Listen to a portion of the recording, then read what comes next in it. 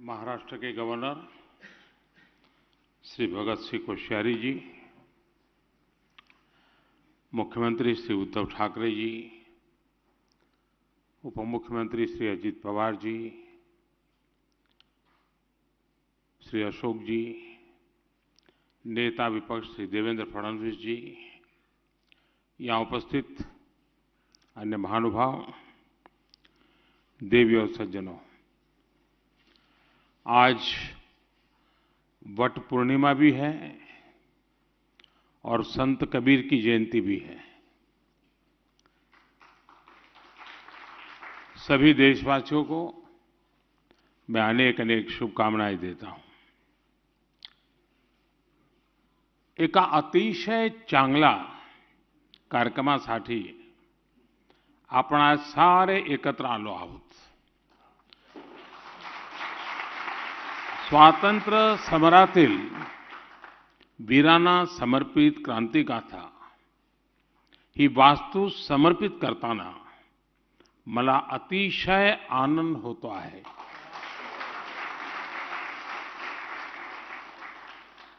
साथियों, महाराष्ट्र के राजभवन बीते दशकों में अनेक लोकतांत्रिक घटनाओं का साक्षी रहा है।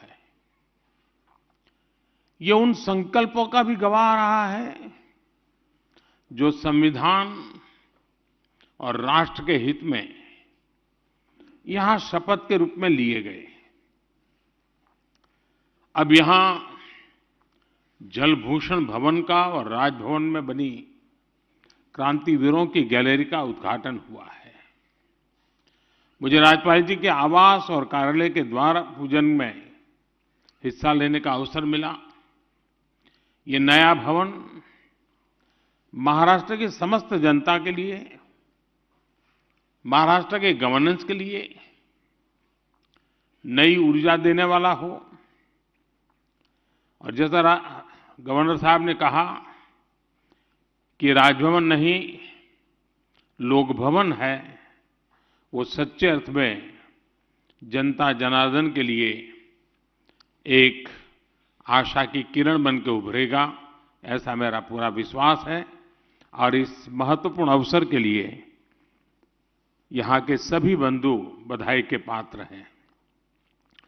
क्रांति गाथा से निर्माण से जुड़े इतिहासकार विक्रम संपत जी और दूसरे सभी साथियों को भी मैं अभिनंदन करता हूं। साथियों, मैं राजभवन में पहले भी अनेक बार आ चुका हूं। यहां कई बार रुकना भी हुआ है। मुझे खुशी है कि आपने इस भवन के इतने पुराने इतिहास को, इसके शिल्प को संजोते हुए आधुनिकता का एक स्वरूप अपनाया है। इसमें महाराष्ट्र की महान परंपरा के अनुरूप शौर्य, आस्था, आध्यात्म और स्वतंत्रता आंदोलन में स्थान की भूमिका को भी दर्शन होते हैं। यहां से वो जगह ज्यादा दूर नहीं है जहां से पूज्य बापू ने भारत छोड़ो आंदोलन की शुरुआत की थी। इस भवन ने आजादी के समय गुलामी के प्रतीक को उतरने और तिरंगों को शान से फहराते हुए देखा है। अब जो ये नया निर्माण हुआ है, आजादी के हमारे क्रांतिकारी को जो यहां स्थान मिला है, उससे राष्ट्रभक्ति के मूल्य और सशक्त होंगे। साथियों, आज का ये आयोजन इसलिए भी महत्वपूर्ण है क्योंकि देश अपनी आजादी के 75 वर्ष आजादी का अमृत महोत्सव मना रहा है। ये वो समय है जब देश की आजादी, देश के उत्थान में योगदान देने वाले हर वीर वीरांगना, हर सेनानी, हर महान व्यक्तित्व, उनको याद करने का ये वक्त है। महाराष्ट्र ने तो अनेक क्षेत्रों में देश को प्रेरित किया है। अगर हम सामाजिक क्रांतियों की बात करें तो जगत गुरु श्री संत तुकाराम महाराज से लेकर बाबा साहब आम्बेडकर तक समाज सुधारकों की एक बहुत समृद्ध विरासत है। यहां आने से पहले मैं देहू में था, जहां संत तुकाराम शिला मंदिर के लोकार्पण का सौभाग्य मुझे मिला। महाराष्ट्र में संत ज्ञानेश्वर, संत नामदेव, समर्थ रामदास, संत चोखा मेला जैसे संतों ने देश को ऊर्जा दी है।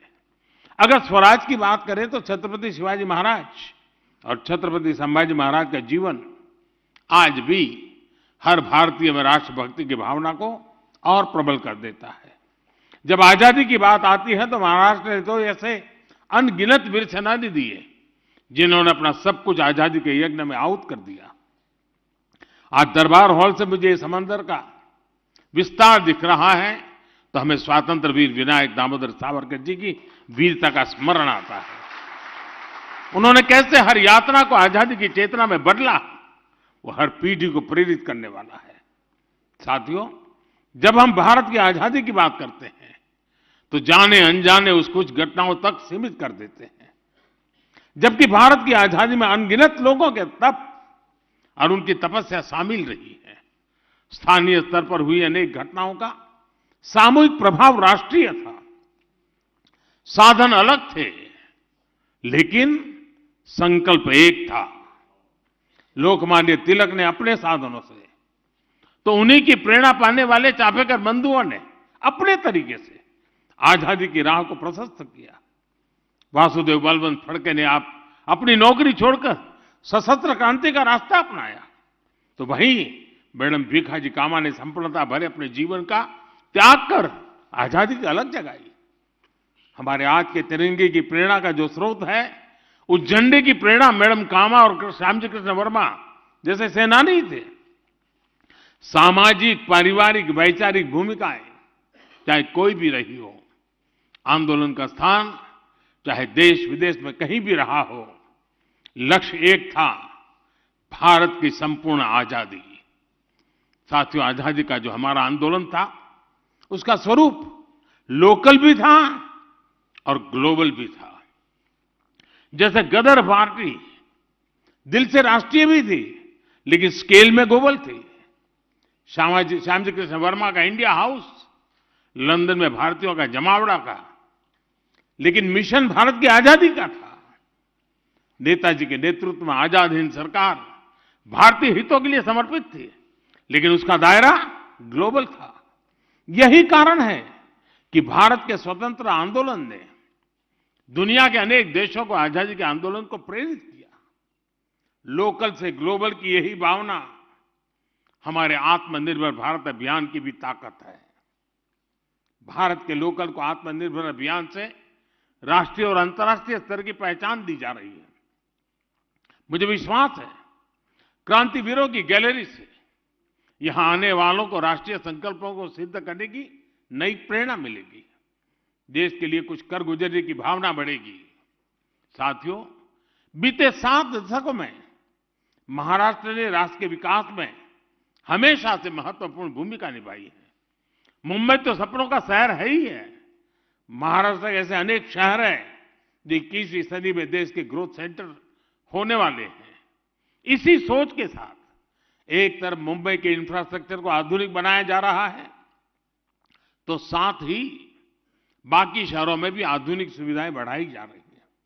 आज जब हम मुंबई लोकल में होते हैं, अभूतपूर्व सुधार को देखते हैं, जब अनेक शहरों में मेट्रो नेटवर्क के विस्तार को देखते हैं, जब महाराष्ट्र के कोने कोने को आधुनिक नेशनल हाईवे से जुड़ते हुए देखते हैं, तो विकास के सकारात्मकता का एहसास होता है। हम सभी ये भी देख रहे हैं कि विकास की यात्रा में पीछे रह गए आदिवासी जिलों में भी आज विकास की नई आकांक्षा जागृत हुई है। साथियों, आजादी के इस अमृत काल में हम सभी को ये सुनिश्चित करना है कि हम जो भी काम कर रहे हैं, जो भी हमारी भूमिका है, वो हमारे राष्ट्रीय संकल्पों को मजबूत करें। यही भारत के तेज विकास का रास्ता है। इसलिए राष्ट्र के विकास में सबका प्रयास के आह्वान को मैं फिर दोहराना चाहता हूं। हमें एक राष्ट्र के रूप में परस्पर सहयोग और सहकार की भावना के साथ आगे बढ़ना है, एक दूसरे को बल देना है। इसी भावना के साथ एक बार फिर जल भूषण भवन को और क्रांतिवीरों की गैलरी के लिए भी मैं सबको बधाई देता हूं। और अब देखें, शायद दुनिया के लोग हमारी मजाक करेंगे कि राजभवन 75 साल से यहां गतिविधि चल रही है, लेकिन नीचे बंकर है वो 7 दशक तक किसी को पता नहीं चला। यानी हम कितने उदासीन हैं, हमारी अपनी विरासत के लिए कितने उदासीन है। खोज खोज कर हमारे इतिहास के पन्नों को समझना देश को इस दिशा में आजादी का अमृत महोत्सव एक कारण बने। मुझे याद है, अभी हमने भी श्यामजी कृष्ण वर्मा का चित्र में भी देखा। आप हैरान होंगे हमने किस प्रकार से देश में निर्णय किए हैं। श्यामजी कृष्ण वर्मा को लोकमान्य तिलक जी ने चिट्ठी लिखी थी और उनको कहा था कि मैं स्वातंत्र वीर सावरकर जैसे एक होनहार नौजवान को भेज रहा हूं, उसके रहने पढ़ने के प्रबंध में जरा आप मदद कीजिए। श्यामजी कृष्ण वर्मा वो व्यक्तित्व थे। स्वामी विवेकानंद जी उनसे साथ सत्संग किया करते थे और उन्होंने लंदन में इंडिया हाउस, जो क्रांतिकारियों की एक प्रकार से तीर्थ भूमि बन गया था, और अंग्रेजों के नाक के नीचे इंडिया हाउस में क्रांतिकारियों की गतिविधि होती थी। श्यामजी कृष्ण वर्मा जी का देहावसान 1930 में हुआ। 1930 में उनका स्वर्गवास हुआ और उन्होंने इच्छा व्यक्त की थी कि मेरे अस्थि संभाल के रखे जाएं और जब हिंदुस्तान आजाद हो तो आजाद हिंदुस्तान की उस धरती पर मेरे अस्थि ले जाए जाएं।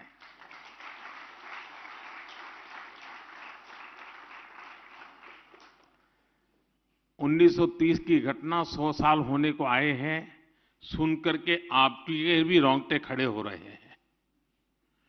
लेकिन मेरे देश का दुर्भाग्य देखिए, 1930 में देश के लिए मर मिटने वाले व्यक्ति, जिसकी एकमात्र इच्छा थी कि आजाद भारत की धरती पर मेरे अस्थि जाएं ताकि आजादी का जो मेरा सपना है, मैं नहीं, मेरे अस्थि अनुभव कर लें, और कोई अपेक्षा नहीं थी। 15 अगस्त 1947 के दूसरे दिन ये काम होना चाहिए था कि नहीं होना चाहिए था? नहीं हुआ। और शायद ईश्वर के ही कोई संकेत होगा। 2003 में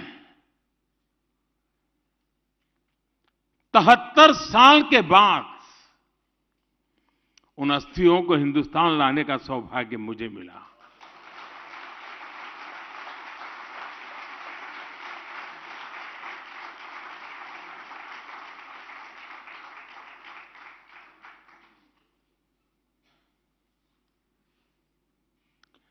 भारत मां के एक लाल के अस्थि इंतजार करते रहे दोस्तों, जिसको कंधे पर उठा करके मैं लाने का मुझे सौभाग्य मिला। और यही मुंबई के एयरपोर्ट पर मैं लाकर के उतरा था यहां, और यहां से वीरांजलि यात्रा लेकर के मैं गुजरात गया था। और कच्छ मांडवी उनका जन्म स्थान, वहां आज वैसा ही इंडिया हाउस बनाया है जैसा लंदन में था।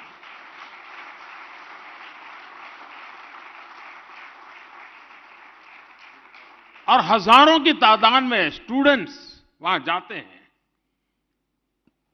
क्रांतिवीरों की इस गाथा को अनुभव करते हैं।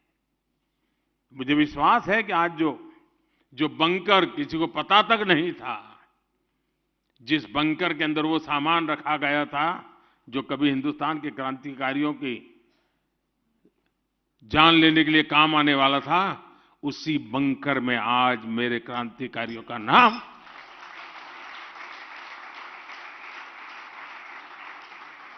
ये जज्बा होना चाहिए देशवासियों में जी, और तभी जाकर के देश की युवा पीढ़ी को प्रेरणा मिलती है। और इसलिए राजभवन का ये प्रयास बहुत ही अभिनंदनीय है। मैं खास करके शिक्षा विभाग के लोगों से आग्रह करूंगा कि हमारे स्टूडेंट्स को हम वहां तो ले जाते हैं, साल में एक बार दो बार टूर करेंगे तो कोई बड़े बड़े पिकनिक प्लेस पर ले जाएंगे, थोड़ी आदत बना दें, कभी अंडमान निकोबार जाकर के उस जेल को देखें जहां वीर सावरकर ने अपनी जवानी खपाई थी, कभी इस बंकर में आकर के देखें कि कैसे कैसे वीर पुरुषों ने देश के लिए अपना जीवन खपा दिया था। अनगिनत लोगों ने इस आजादी के लिए जंग किया है और ये देश ऐसा है, 1200 साल की गुलामी काल में कोई ऐसा दिन नहीं होगा जब हिंदुस्तान के किसी न किसी कोने में आजादी की अलग न जगी हो जी। 1200 साल तक ये दिमाग, ये मिजाज इस देशवासियों का है। हमें उसे जानना है, पहचानना है और उसको जीने का फिर से एक बार प्रयास करना है और हम कर सकते हैं साथियों। इसलिए आज का ये अवसर मैं अनेक रूप से महत्वपूर्ण मानता हूं। मैं चाहता हूं कि ये क्षेत्र सच अर्थ में देश की युवा पीढ़ी के प्रेरणा का केंद्र बने। मैं इस प्रयास के लिए सबको बधाई देते हुए, आप सबका धन्यवाद करते हुए मेरी वाणी को विराम देता हूं।